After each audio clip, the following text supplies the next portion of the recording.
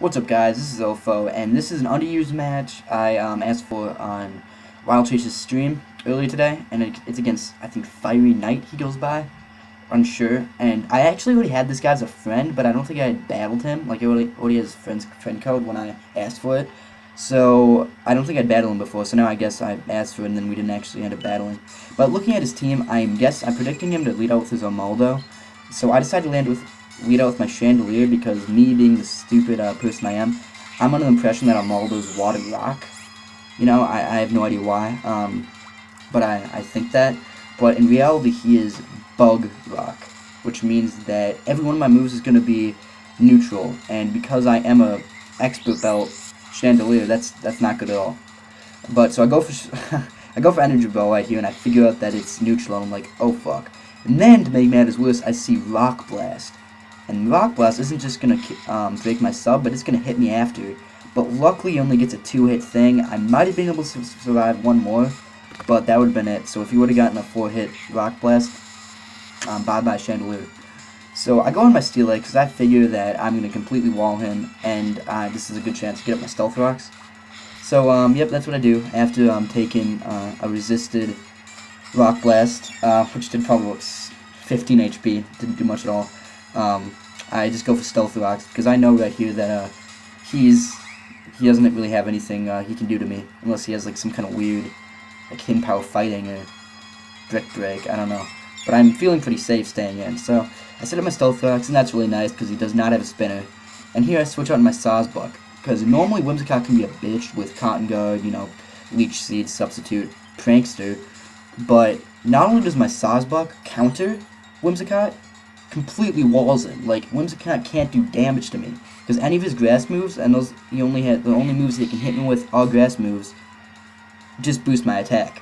So there's nothing he can do. So I feel way more than safe setting up a Swords Dance here.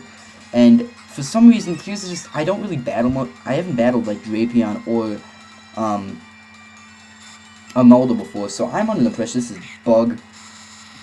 is Bug Poison. And I'm not sure if I'm going to be able to outspeed, so I decide to switch out because I know that I don't want to be taking a super effective poison hit, and I'm under the impression that Earthquake Nature Power would be neutral.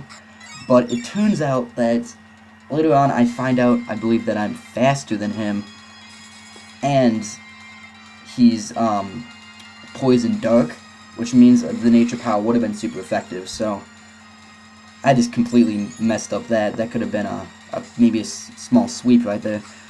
So I go into my Steel X knowing that this Drapion probably can't touch me, save Brick Break, but even that, I don't know. But I go for Curse because I predict him to set up a second layer, and I do go for Gyro Ball here because I know that he's probably going to taunt, because the one time I did face one of these guys, they did have taunts, so I know that much. So I do go for Gyro Ball just to, you know, do that damage, and now he is going to switch out into his Rotom Heat. And I'm thinking right now that I go for Gyro Ball, and I'm thinking that even if it's resisted and he brings this guy in, these guys are normally Choice Scarf, so I'm thinking he might do a good amount, but it doesn't do anything, so I'm like, well, shit. But I do predict him to predict my Chandelier switch right here, and so I stay in and go for another Gyro Ball, for no other reason than I don't want my, I know he's probably going to predict the Overheat, and, you know, I think he's going to predict me to predict him to go for the Overheat, so I go in my Chandelier to get that Flash Fire, so I predict him to go for Shadow Ball, but that ends up paying off big time, because he does go for Shadow Ball. Now I switch out, and I go into my Chandelier, just predicting him now to go for the Overheat, and as you'll see in a second, he does, he goes for Overheat, and I get that Flash Fire, but unfortunately, it really doesn't matter that much. Out like that, from that series predictions, all I really get is this hit right here on this Rotom H, which is a nice hit, but it's not really that big, especially because he survives with just a sliver, and he's able to Volt Switch out, and that's actually going to matter a little bit later on, because he's going to be able to use this Rotom H as death fodder. So, yeah. So now, because I have switch advantage because he killed me first, he goes into his Empoleon, and I go into my Fuck Yeah, which is my Braviary, and I know that he's probably going to switch out predicting the Super Power, but I don't know if to predict, because if he doesn't, I don't want to be taking an Ice Beam. So I do just go for Superpower, and it ends up working out in the end because right here I find out that it's Poison Duck because that Superpower is neutral. So, yeah. And also I looked it up afterwards, but, you know, this is the first indicator. And, you know, he brings in this guy to sponge that hit, but it's pretty much death fodder because I do outspeed him because this is a Choice Specs, what the hell? A Choice Scarf, Braviary with Retaliate, Brave Bird, U-Turn, just for that switch advantage, and Superpower. And this is a really nice set. I really like it. But yeah, now I switch out into my Blastoise because I am Choice Specs. You know, I'm Choice Specs. What the hell? I'm Choice Scarfed, and I'm at a -2 attack, so I'm not gonna be wanting to stay in. So I go to my Blastoise to sponge the Ice Beam or Surf, whatever he wants to go for. And I see Life Orb, so now I'm figuring he's probably gonna have the Grass Knot. But even then, I know this is probably my best opportunity to spin away those rocks. And I'm pretty sure I can survive one, because his Drapions gone, so I can get rid of those Toxic Spikes permanently. And I'm going to want those Stealth Rocks gone so that my Braviary can freely switch in and out, which is really important. So that actually, me going for that Rapid Spin right there really comes into play a lot, because I end up switching out a good amount, and those Stealth Rocks definitely would not have been appreciated. So now he goes for Surf. He goes for it because he knows it's going to take me out, and, you know, just in case I switch. So, you know, might as well. So now, I do stay in because, you know, Blastoise, I don't want anyone else taking that hit. And now, I do predict him to predict me to over-predict, because it's kind of complicated, but I figure that he's going to predict me to over-predict and go for the U-turn slash Brave Bird slash whatever. But, so I do just go for, a Superpower predicting him to stay in. But now, I am locked into that, so I can't, and I don't really want to, you know. I think my Berry is going to come into play later.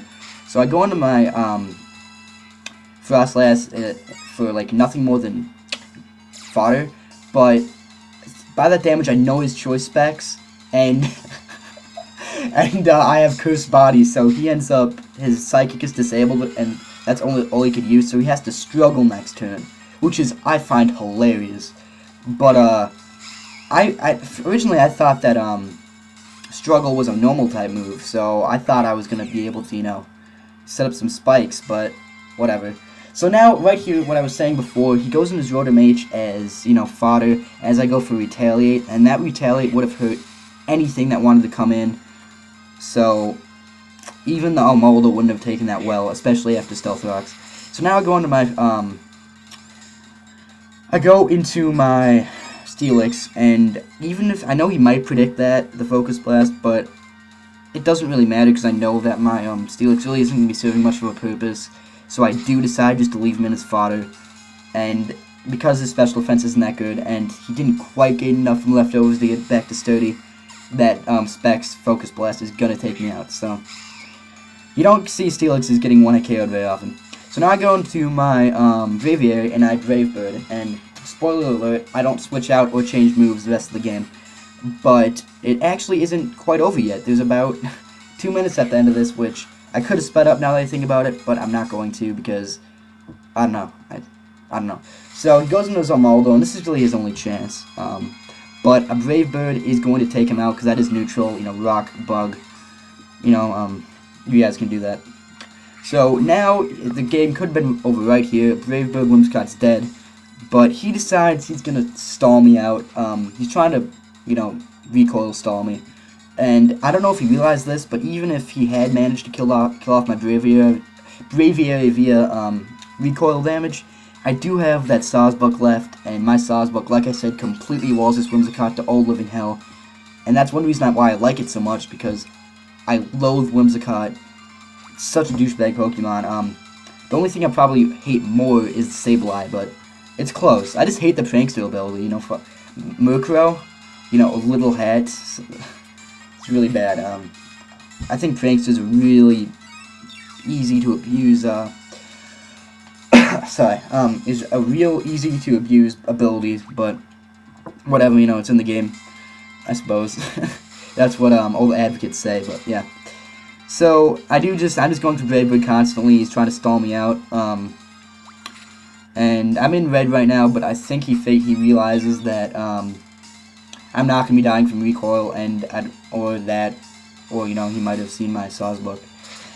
So I do take him out with a final Brave Bird, and that is the match. So that was really fun. It was a pretty close 2-0, and there's some really great predictions. So I had a really fun time. I don't know if this guy's a YouTube channel, so I'm not gonna be able to link it, but if I do figure that out, I will. So I hope you guys enjoyed, and I'll see you guys later.